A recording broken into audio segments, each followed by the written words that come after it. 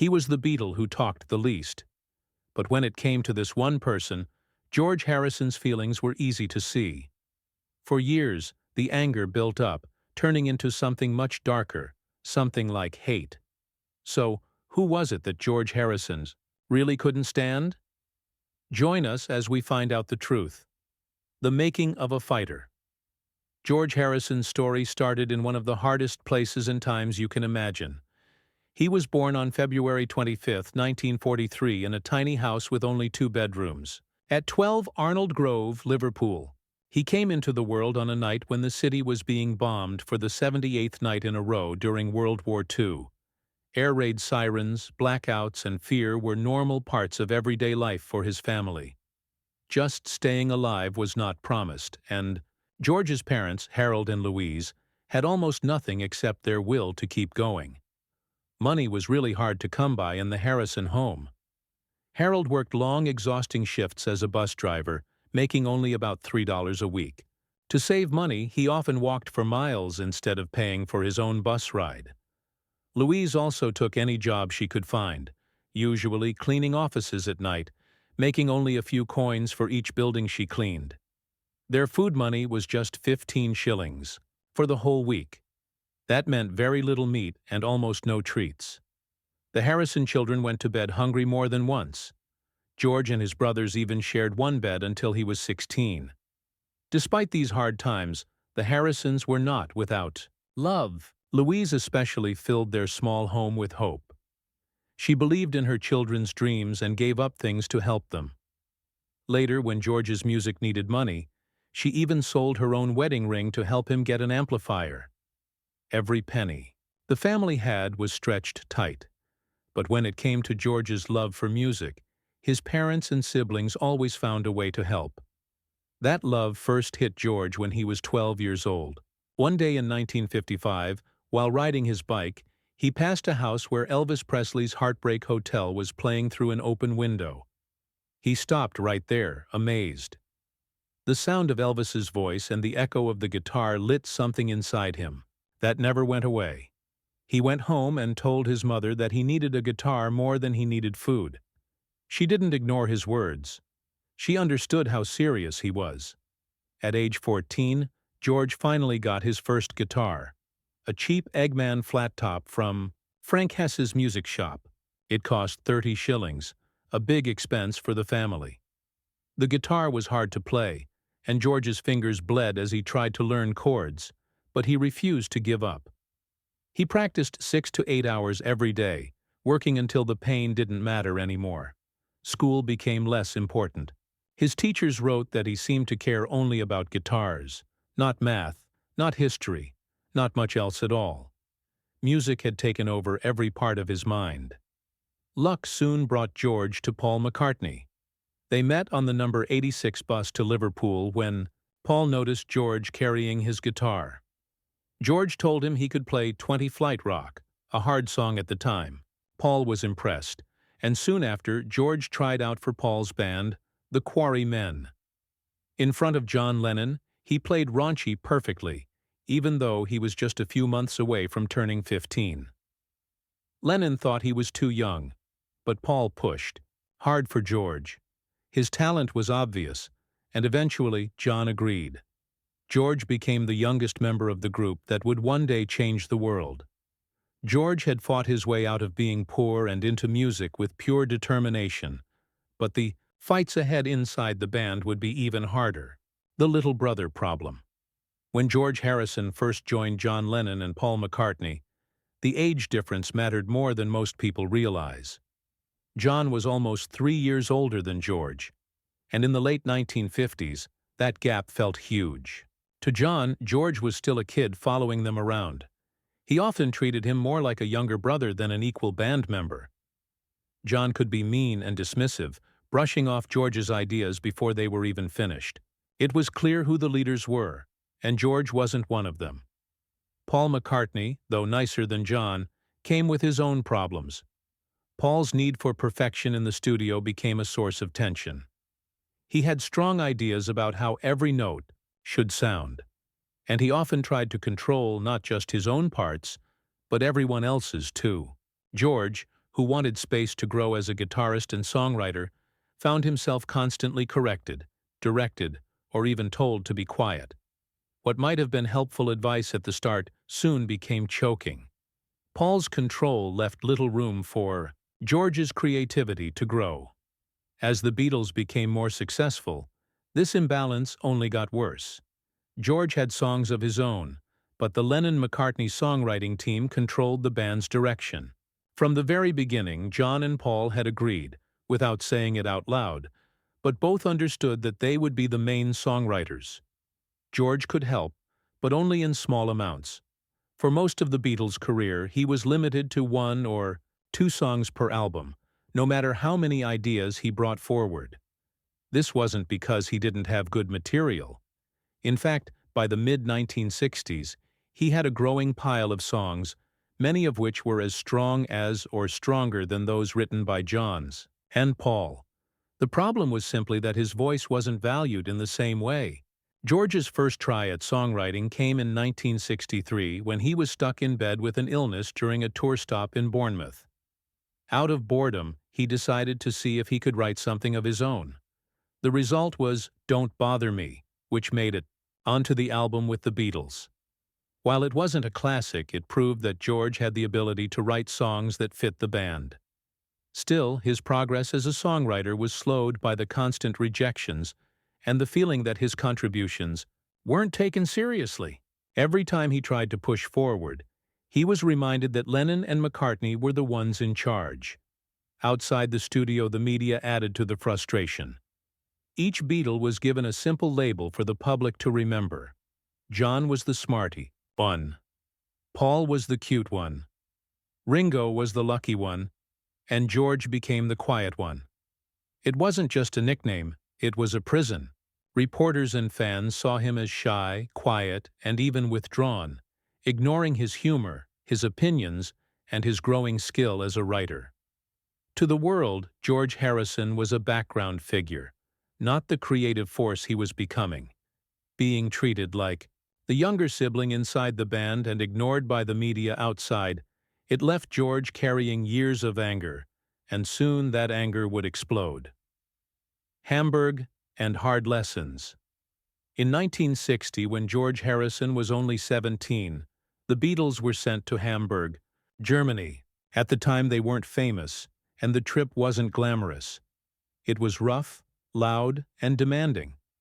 They played in small clubs where the owners wanted energy, noise, and non-stop entertainment.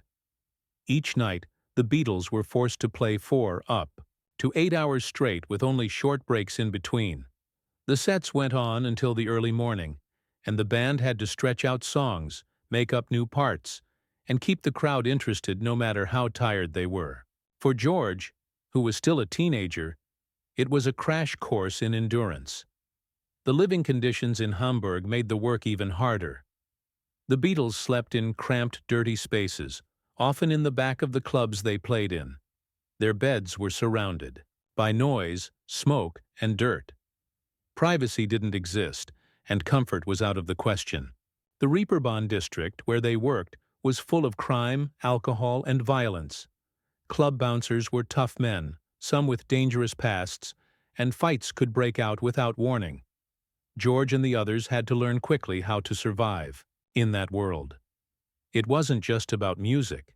It was about toughness. Despite the challenges, Hamburg shaped George as a musician in powerful ways. Night after night of endless playing gave him stamina and discipline. His fingers got tougher. His timing got sharper, and his ability to make things up on the spot improved dramatically. When a set lasted hours, mistakes weren't allowed. He had to stay focused and creative. Over time, he built the technical skill that later defined his style. Hamburg pushed him beyond the limits he thought he had. George also played a crucial role in shaping the Beatles' sound during this period. He and Paul added pickups to their guitars and started experimenting with amplifiers to get a louder, sharper edge. George's guitar work added toughness and drive to the band's performances, giving them the raw electric feel that made them stand out from other groups. The long nights in Hamburg turned the Beatles into professionals, and George's growth as a guitarist was at the center of that change. But while the music brought the band closer together on stage, off-stage the bonds weren't always equal. John Lennon and Paul McCartney were becoming a tight partnership.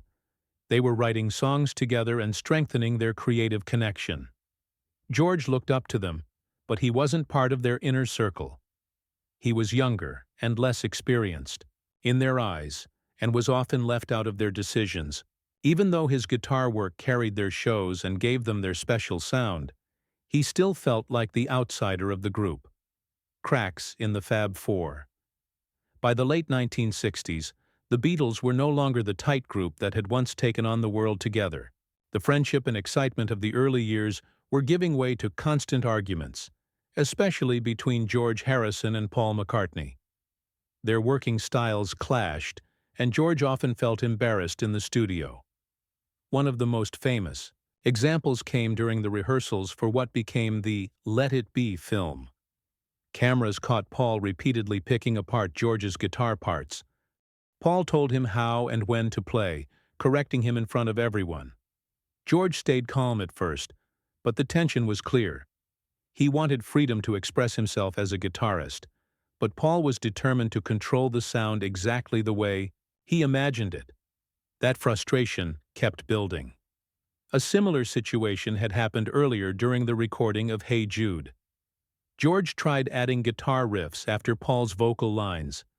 Instead of letting him experiment, Paul cut him off, saying it didn't fit. George didn't argue, but later admitted how insulting it felt. He was a skilled guitarist with years of experience. Yet Paul dismissed his ideas as if they didn't matter. Then there was Maxwell's Silver Hammer, one of Paul's favorite songs, but one the rest of the band strongly disliked. Recording it turned into a nightmare. They spent 4 days and multiple takes on a track that George thought was, in his own words, silly and pointless. Ringo even called it the worst recording experience of his life. But Paul insisted, and everyone else had to go along with it.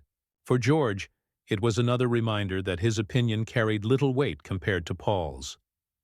The rejection of George's songwriting was even more painful. By this point, he had a large collection of strong songs, but John and Paul rarely gave them serious attention. All Things Must Pass, Isn't It a Pity and Not Guilty were just a few examples of tracks that were laughed off or pushed aside. Later, when George released them as a solo artist, they became classics, proof that the others had underestimated him for years. The difference in approach was clear. Lennon and McCartney produced songs quickly, working almost like a factory, while George wrote with more thought and deep thinking. But instead of seeing this as a strength, the band treated it as a weakness. Everything came to a head on January 10, 1969, during the Get Back sessions. After another round of arguments, George quietly put down his guitar and announced he was leaving the group. He didn't yell or fight. He simply walked out. John Lennon's reaction showed just how cold things had become. He shrugged and suggested they could bring in Eric Clapton to replace George. To John, George's presence was no longer essential. George did return, but only under strict conditions. He demanded that the rehearsals move from Twickenham Studios to the more comfortable Apple Studios. He refused to take part in the live TV concert Paul wanted, and he insisted on having more chances to contribute his own songs. The fact that he had to bargain just to be respected said everything about how bad things had gotten. George's patience was running out, and soon his quiet anger would turn into something impossible to ignore. The silent genius finally speaks. For years, George Harrison had been pushed to the background while John Lennon and Paul McCartney controlled the Beatles' albums. But in 1966, something changed. On Revolver, George finally carved out space to show what he was capable of as a songwriter. The album opened with Taxman, an angry political track that complained about Britain's high tax rates. Starting the album with George's song was a statement in itself. This was not just Lennon and McCartney's band anymore. Even more surprising, George had 3 songs on the record: Taxman, Love You Too, and I Want to Tell You. It was rare for him, and it showed he was growing more confident and more determined to be heard. But this progress did not last. The following year, the band began work on Sgt. Pepper's Lonely Hearts Club Band, an album that became one of the most famous records in music history. For George, though, the experience was frustrating and lonely. He offered a new song called Only a Northern Song, which criticized the unfair way publishing rights and money were handled in the band. John and Paul rejected it, dismissing his concerns and denying him a proper spot on the record. Instead, George contributed just one song to Sgt. Pepper, The Haunting Within You Without You. It was inspired by his deepening interest in Indian music and spirituality. But when he recorded it, none of the other Beatles were involved. He worked with Indian musicians and producer George Martin, building the track without Lennon-McCartney or Starr. It became the first Beatles song created entirely without the rest of the band. While many critics later praised it as one of George's greatest works, the truth was that at the time his bandmates didn't even care enough to attend the sessions. To them, it was just another George song. To George, it was proof of how alone he had become. Finally, in 1969, George reached a moment of victory on Abbey Road. For the first time in the Beatles' career, one of his songs was treated as an equal to Lennon and McCartney's work. That song was Something. Released as a double A-side single alongside John's Come Together, it became one of the Beatles' biggest hits. Even Frank Sinatra later praised it as one of the greatest love songs ever written. John Lennon himself admitted that Something was the best track on the album. Paul, too, acknowledged its brilliance, and as George's confidence in his own voice grew, his patience with the others was wearing thin. Affairs and Betrayals. For much of the 1960s, George Harrison's marriage to model Pattie Boyd looked like the perfect love story. They had met on the set of the Beatles' film A Hard Day's Night and quickly fell in love. To fans, their relationship seemed glamorous and unbreakable. But behind the public smiles, things were falling apart. George's growing fame, his increasing drug use, and his emotional distance all began to destroy the marriage. The breakdown became even more complicated because of George's best friend, Eric Clapton. Clapton fell deeply in love with Pattie, and his obsession grew to the point where he began writing her letters and even showing up at George's home. His passion for her inspired his famous song Layla, a cry of unfulfilled desire. At first, Pattie resisted, but George was drifting further away from her. By the mid-1970s, she finally left him and moved in with Clapton. For George, it was a double betrayal. Not only had he lost his wife, but it was to one of his closest friends. George's own behavior, however, was far from faithful. While still married to Pattie, he had numerous affairs. The most damaging came with Maureen Starkey, the wife of his fellow Beatle Ringo Starr. George did not hide the relationship. In fact, he bluntly told Ringo about it, a move that shocked everyone around him. Pattie, meanwhile, once walked in and found George and Maureen in bed together. The discovery shattered both marriages and further strained George's friendships inside the Beatles' circle. John Lennon was especially disgusted, later describing the situation as like sleeping with family. These betrayals revealed a darker side of George's personal life. While he often spoke about peace, love, and spirituality, his private behavior told another story. By the early 1970s, George was deeply involved in heavy drug use, particularly cocaine. He smoked heavily, drank, and lived in a lifestyle that clashed with the spiritual image he had carefully built around his devotion to Indian philosophy and meditation. And soon, George would step into the spotlight on his own terms, with an album that proved he had been underestimated all along. Contradictions of a Spiritual Rock Star. George Harrison is remembered as the spiritual Beatle, the one who looked beyond fame and searched for something deeper. But his life was full of contradictions. For all his devotion to meditation, prayer, and Indian philosophy, he often slipped into the very temptations he preached against. The clash between his ideals and his behavior defined much of his post-Beatles life. His journey began in the mid-1960s with a life-changing event, his first LSD trip. It wasn't planned. A dentist secretly slipped the drug into George's and John Lennon's coffee during a party. The experience was overwhelming. George later said that from that night on he saw the world differently. It opened his mind to the idea that life wasn't just about money and fame. It was about finding higher truth. LSD led him toward Indian music, sitar lessons with Ravi Shankar, and eventually the teachings of Hinduism and the Hare Krishna movement. But while the spiritual search was real, George struggled with the darker side of drugs. In the 1970s, after the Beatles had broken up, his cocaine use became heavy.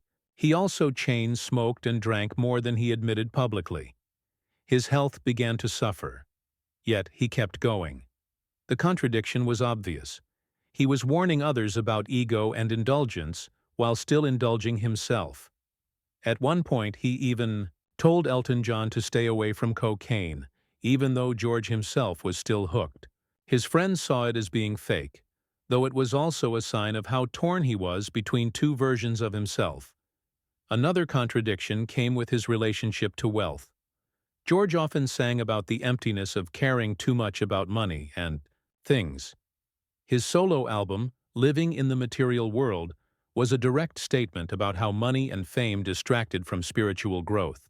But George himself lived in one of the most fancy homes in England, Friar Park, a 120-room Victorian mansion surrounded by sprawling gardens and lakes. He collected luxury cars, had relationships with models and actresses, and enjoyed the benefits of rock star life. To outsiders, it seemed he was preaching one thing while living another. The truth was more complex. George genuinely believed that material things didn't bring happiness. Yet he also loved beauty, comfort, and the freedom that money gave him. He could sit in meditation one moment and then jump into a sports car the next. He didn't see himself as a saint. He saw himself as someone caught between two worlds, freedom and fury, after the Beatles. When the Beatles broke up in 1970, many wondered how George Harrison would do on his own. For years he had been treated as the junior partner, the one allowed only a song or two per album. But once free from Lennon and McCartney's control, George exploded with creativity. The result was All Things Must Pass, a triple album that stunned the music world. Most of the songs had been written during his time with the Beatles, but rejected by John and Paul. Now given space, George revealed just how strong his pile of material really was. Tracks like My Sweet Lord, Isn't It a Pity, and the title song carried both spiritual depth and raw emotion. The album was a massive commercial and critical triumph, outselling solo releases by Lennon and McCartney at the time. For George, it was proof he had always been more than the quiet background figure people thought he was. He had been underestimated, and now the world knew it. Not long after, George organized one of the boldest events of the era, the Concert for Bangladesh. In 1971, with Ravi Shankar, Bob Dylan, Eric Clapton, and other stars, it was the first major benefit concert in rock history. The goal was to raise money and awareness for refugees during the Bangladesh Liberation War. While the concert itself was a powerful statement of compassion, the finances became tangled in tax problems and legal disputes, delaying much of the aid. Even so, it set the model for later events like Live Aid, showing that musicians could use their fame to make real change. Despite his success, George still carried anger toward Paul McCartney. He made that clear in several ways. He played slide guitar on John Lennon's infamous How Do You Sleep, a song that viciously attacked Paul after the breakup. George's decision to take part spoke volumes about where his loyalties lay. He also sided with John and Ringo during the legal battles that followed the breakup, openly opposing Paul in court. The bond that had once united them as teenagers from Liverpool seemed permanently broken. In interviews through the 1970s and beyond, George rarely hid his contempt for Paul. He often described Paul as controlling, selfish, and difficult to work with. Even in the 1980s and 1990s, when they occasionally collaborated, the old wounds never fully healed. George could be polite in public, but privately he still carried resentment from the years of being overshadowed and dismissed. This mix of freedom and fury defined George's life after the Beatles. On one hand, he had proven himself as a solo artist, building a career that stood proudly next to Lennon and McCartney's. On the other, he never escaped the bitterness left behind by the band's collapse. The Beatles had given him everything and also left him with scars he carried for the rest of his life. And as George moved further into the 1980s, new struggles would test both his health and his spirit. Final years of conflict. By the late 1980s, George Harrison was a man caught between recognition and resentment. In 1988, the Beatles were inducted into the Rock and Roll Hall of Fame. It should have been a triumphant, celebratory night. Instead, it revealed just how broken the relationships had become. Paul McCartney refused to attend, unwilling to face the legal disputes that were still simmering between him and the others. Ringo Starr showed up, but was noticeably drunk. That left George to deliver the acceptance speech mostly on his own. Ever diplomatic in public, he kept his words brief and professional. But underneath the calm tone, the tension was clear. What should have been a moment of unity instead reminded the world of how deeply divided the Beatles remained. Even after that night, George's resentment toward Paul never fully faded. In interviews, he often made sharp remarks about Paul's personality and music. Sometimes it was subtle, sometimes direct, but the bitterness from their years in the studio lingered right up until George's last days. With John Lennon, the situation was even more painful. When John was murdered in 1980, George had not fully made up with him. They had worked together less in the final years of the Beatles, and George admitted to feeling like Lennon never gave him the respect he deserved. The loss was made heavier by the fact that George never got to clear the air or repair the bond they had once shared. While these old wounds never fully healed, George's greatest battles in his final years were not with his former bandmates, but with his own body. In the 1990s, he was diagnosed with cancer. He underwent treatment, but his years of heavy smoking had taken a toll. Just as he was fighting for his health, tragedy struck again. In December 1999, an intruder broke into his Friar Park home and stabbed him multiple times. George's wife, Olivia, fought off the attacker and likely saved his life, but the assault left both physical and emotional scars. For a man who had long searched for peace, violence had literally invaded his sanctuary. As his health declined in the early 2000s, George leaned more and more into his spiritual practices.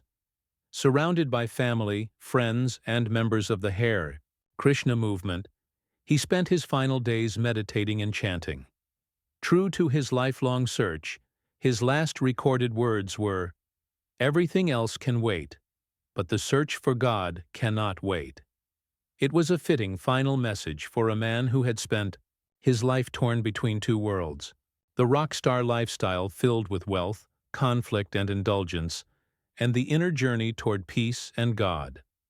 George Harrison died on November 29, 2001, at the age of 58. His life was a story of brilliance and contradiction, of deep wounds, and spiritual longing. He left behind music that continues to inspire, but also a reminder of how even the most gifted souls carry struggles to the very end. If you enjoyed this video, make sure to like this video and subscribe for more music.